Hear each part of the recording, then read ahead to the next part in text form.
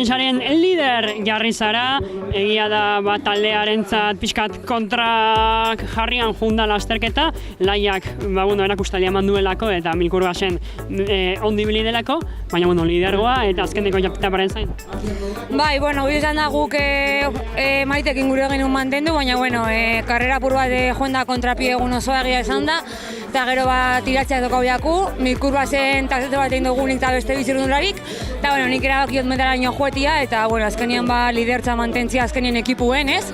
Eta bizer nik uste dut etapa gogorra bai izango dela, gauza asko pasauko diezela, eta momentu pozik eta sentsazio honekin. Masi eta Eulen elkarri mokoka. Bai, azkenien guk atzo eure igual apur bat goitik egon ginen, eure gaur gure goitik egon di, orduen ia bizer sepasetan dan, baina gogu egera ustut ekipo hona gula irabazial izeteko, así que konfiantza askokin. Zer espero dezakegu bihar? Nik uste hori bihar etapa oso gogorra izango dela, gainera bi egun igerriko di azken hirugarren egun hau, eta gontzu garai gainak uste dut min asko ingo dauela. Zorionak eta sortu. Eskerrik asko.